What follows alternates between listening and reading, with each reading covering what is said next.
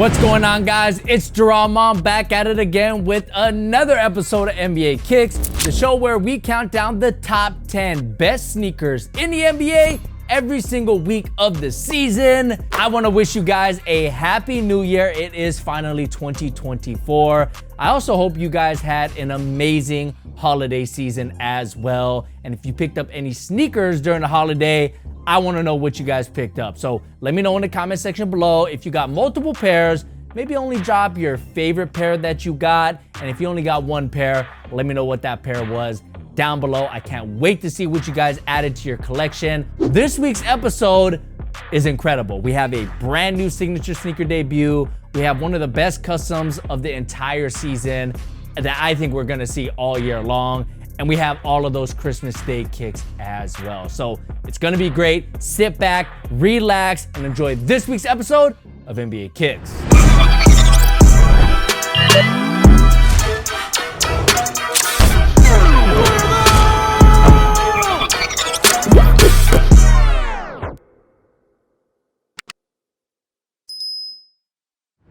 Starting off the list at number 10, we have Nikola Jokic with the 361 degrees Big Three Future. Nikola Jokic and 361 degrees make this episode solely based on the fact that I think they had the biggest sneaker news story of the week. Now, it's not that I don't think the Big Three Future isn't a solid silhouette. They're totally fine. They just aren't an official signature model, and they also aren't that unique as well, but hey, at least they aren't offensive or a blatant ripoff. Again, they're fine, but the real reason why I put these on the list is because I think it is pretty amazing that 361 degrees was able to sign Nikola Jokic away from Nike. I find this surprising because despite Jokic being a big man who we know don't sell shoes and not being as marketable as some other superstars in the league, he is still a two-time MVP and NBA champion who is still in his prime. You would think that Nike would like to have a guy with that level of talent and that stature in the league somehow connected to their brand. I mean, they had Steve Nash on their brand for a long time, despite not giving him a signature sneaker or marketing him in any way. But instead, they just kind of let Jokic walk over to an overseas brand who don't have any presence domestically. So I guess they're not in competition with each other anyways, but you could argue that it sends a bad message to the everyday consumer who could look at this whole situation and either say, hey, this was a cheap move, or maybe Jokic doesn't need Nike products to perform at a championship level, so why am I paying extra for Nike? I don't know. I guess the offer was so ridiculous that Nike had no choice but to not match, as they probably ran the numbers and felt like if they did match, they would just be burning money instead of making it back. It's weird in my opinion. I'm just so used to Nike having all the top level of talent like Jokic, which they did, but they just let him walk to a lesser brand. So I guess times are changing. Next up at number 9, we have Devin Booker with the Nike Book 1. We haven't heard from the Book 1 for a while now, but they are back with a new colorway that might be inspired by a Nike classic. This colorway uses shades of gray on the upper alongside a black mudguard and midsole, which allow those neon green hits on the swoosh and outsole to really pop and remind me a lot of the neon Air Max 95s, so much so that I think that these have to be directly inspired by them. In my opinion, this is a really good look for the Book 1 as it elevates its off-court appeal by taking notes of a classic off-court silhouette, which will no doubt please fans of the Air Max 95s and introduce this colorway to new sneaker fans who may not be aware of it. Like, how cool would it be if the Air Max 95 Neons were one of Devin Booker's favorite shoes growing up? So when he finally got his own Nike sneaker, he requested to make a colorway inspired by the Air Max 95s. I mean, that would be awesome, but we haven't really heard that to be the case. So right now we're just connecting the dots and guessing at this point, but still solid colorway. Next up at number 8, we have Klay Thompson with the Anta KT9. Klay Thompson finally breaks the ice with our first holiday-inspired sneaker of the week. This colorway of the KT9s use an interesting white, red, navy, and green color scheme, which is obviously inspired by Christmas sweaters with a woven material on the upper, as well as a holiday-inspired print on the collar and eye stay. On the retail pair, there's actually a detachable Christmas ornament that hangs off of the heel tab, which I think is absolutely hilarious and no doubt completes the holiday theme, which is always good to see, especially on Christmas Day, which is when Clay rocked these. It may not be the most memorable holiday sneaker that we've ever seen, but that detachable ornament is a very good idea. And it just shows that Anta did put some effort into these. So we got to give them props as they officially have the 8th best sneaker in the NBA during the holiday season. Coming in at number 7, we have Ja Morant with the Nike Ja 1. Ja Morant is back to playing basketball, which means we finally get to see some new Ja 1 colorways. During his game against the Hawks, Ja wore this new yellow and blue colorway of his first signature model, which are rounded out with black hits as well as a 12 a.m. tag on the medial side, which is inspired by Ja's infamous 12 a.m. workouts. This colorway not only has some Ja DNA in them, but they also have some Memphis DNA in them as well, thanks to that yellow and blue color scheme, which go excellently with those Grizzly uniforms that I know Memphis fans will really appreciate. I know the Ja 1 still seems like a relatively new silhouette, but I am on the edge of my seat waiting to see what Nike has in store for the sequel, and I'm crossing my fingers that we get to see a look at them before the season ends, and I'm even thinking that there might be a chance that we see them during All-Star Weekend, since both Nike and Ja own the last one. Let me know in the comment section below what you guys would like to see from Nike on the Ja 2s. For me, I would like to see some more premium materials to elevate the silhouette. Next up at number 6, we got LeBron James with the Nike LeBron 21. LeBron James celebrates Christmas with a new colorway of his 21st signature silhouette that may not even be inspired by Christmas. During his game against the Celtics, LeBron wore this. Honestly, I don't even know what to call this color. It's like a pinkish, orange, desert rockish type of color, which is accented by an equally as unique neutral color on both the midsole and the outsole. This is just one of those colorways that's gonna look different depending on what kind of light you catch them in, thanks to that pearlescent material that's on the upper, which by the way, costs a little bit more than the colorways that don't have it, but overall, these definitely have a unique look that caught my eye while I was watching those Christmas Day games. But really, Nike, like, you gotta charge us $10 more for this colorway than some other ones? I mean, come on, man, you can afford that. Next up at number 5 is Luka Doncic with the Jordan Luka 2. So Luka actually wore a lot of new colorways last week, but these pink joints were by far my favorite.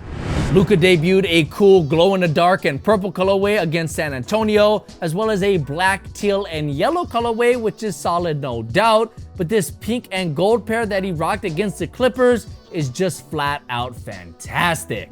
The vibrant upper alongside those metallic gold hits on the midsole just make for a visually striking look that was hard to forget during a week of fantastic colorways. I mean, come on guys, just look at these. They are beautiful and they only use 2 colors. If that's not good enough for a top 5 spot, honestly, I don't even know what is. Coming in at number 4, we have Damian Lillard with the Dame 8 Extended Play. So these actually might be the most festive sneaker of this episode, and I really wanted to give it a top 3 spot, but as you'll see, I just couldn't. This colorway is littered with festive themes, including a candy cane strap, Christmas lights wrapping the entire silhouette, as well as a gingerbread house theme color on the upper. Dame also didn't forget to represent his current team, the Bucks, with their logo on the left strap, which could also double as a reindeer, which again is perfect for the holiday season. These really remind me of those old school Christmas themed sneakers that take that theme and just turn it up to 11. So that makes this colorway both memorable and fun. But if you think these are fun, just wait until you see what his teammate rocked. Next up at number 3, we have Robin Lopez with the Nike GT Hustle 2. I know it's early, but Robin Lopez might have rocked the best custom sneaker that we're gonna see all season.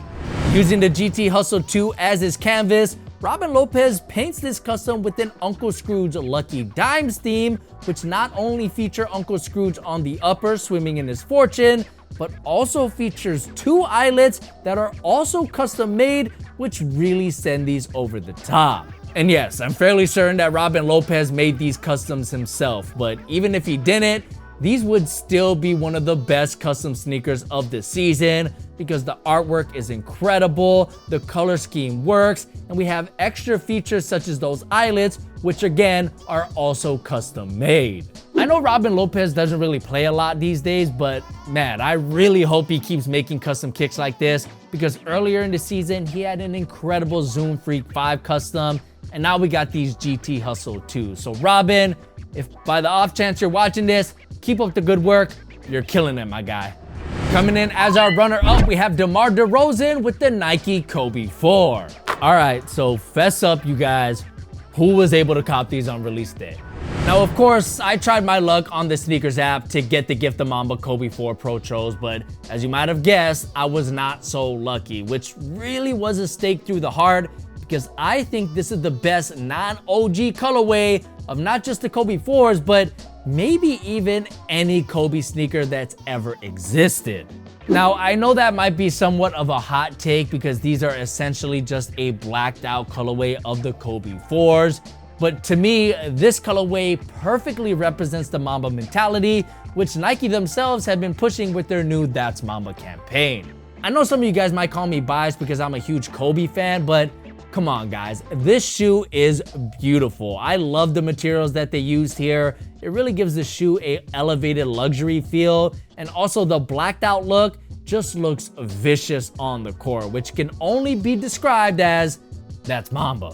I tell you what was not Mamba though, it was me striking out on these on the sneakers app, but you know, then again, that wasn't totally my fault, so maybe Nike not making enough pairs wasn't Mamba of them. Ha! Take that. Finally, at number 1, we have Jason Tatum with the Jordan Tatum 2. All right, so let's play a game here. In my opinion, the Tatum 2s look very similar to another signature silhouette, but do you know what silhouette that is? JT debuted his second signature silhouette on Christmas Day in a Vortex colorway, which is inspired by Tatum being the centerpiece of his team and the energy he carries game in and game out. Jordan Brand also unveiled a Mama's Boy colorway, which pays homage to Tatum's close relationship with his mother and features an interesting graphic on the upper. But again, no matter what colorway you paint the Tatum 2s in, I think it looks very, very similar to the Don issue number 5s. I mean, call me crazy, but those circular pods on the upper of both silhouettes are just too similar for me to ignore. And I understand that both silhouettes have their differences, but when I first saw the Tatum 2s, the first thing I thought of were the Don issue number 5s. And honestly, I'm not too sure that's a good thing. I mean, look, don't get me wrong, these are two very good looking sneakers, but for me, when you have a bunch of sneakers on the market that look very similar to each other from brand to brand, I feel like it can get monotonous at times. But you know what? To look things on the bright side, at least they're not too bad looking sneakers, right?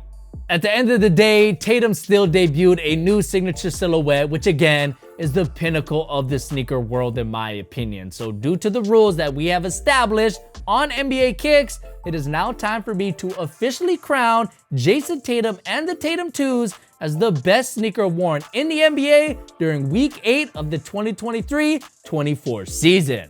Hopefully you guys enjoyed this week's episode, which if you did, start your New Year's resolution by liking every YouTube video that you watch in 2024, including this one. Go ahead, just drop it because that small little action that you guys do by hitting that thumbs up, it helps us creators out a ton. Like, you guys have no idea. So go ahead, just drop it for your boy. I appreciate you. Have a good new year. Hope you had a good holiday. My name's Jaren. It's been great having you. Catch you in the next episode. Peace.